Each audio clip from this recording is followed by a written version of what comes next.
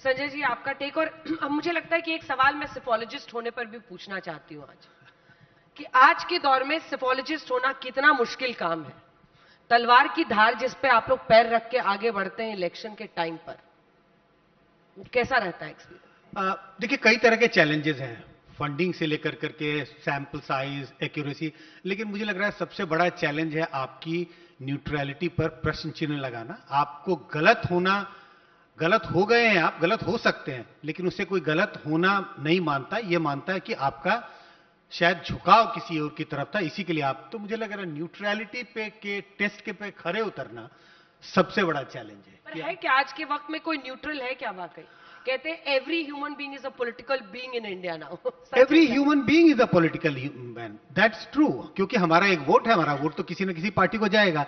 लेकिन क्या प्रोफेशनली हम काम उसको कर रहे हैं या नहीं कर रहे हैं? मुझे लग रहा है प्रोफेशनली हम सब प्रोफेशनली अच्छे तरीके से काम करते हैं, अपने बायसेस को किनारे रख के काम करते हैं। कम से कम मुझे तो इसके बारे में, अपने बारे में कोई संदेह नहीं है। जिस बात की मैं चर्चा कर रहा था कि विधानसभा के अगर आप चुनाव देखें तो महाराष्ट्र विकास अघाड़ी के पक्ष में मुस्लिम वोट गया था। लेकिन मैं अभी क्यों कह रहा हूं कि मुझे लगता है मुस्लिम वोट ठाकरे ब्रदर्स की पक्ष में जाएगा, क्योंकि अगर बीएमसी के चुनाव को देखें तो महायुति को टक्कर देने वाला ये अलायंस उन्हें ज्यादा दिख रहा है कांग्रेस के बजाय।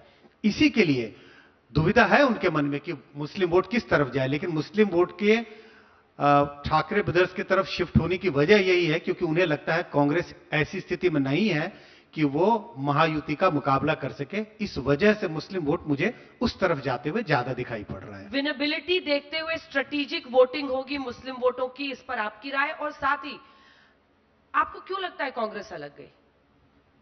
कांग्रेस अलग गई क्योंकि उसको एक नेशनल परिप्रेक्ष्य में चीजों को देखना है। अंजना जी, पिछले लोकसभा चुनाव से लेके अभी तक आप देखेंगे तो अब कांग्रेस ने धीरे धीरे कोशिश करना चालू करी है, जो उसका वोट बेस होता था नेशनल लेवल के, राष्ट्रीय लेवल के ऊपर, जो बड़ी संख्या में मौजूद है, वो मुसलमान और दलित।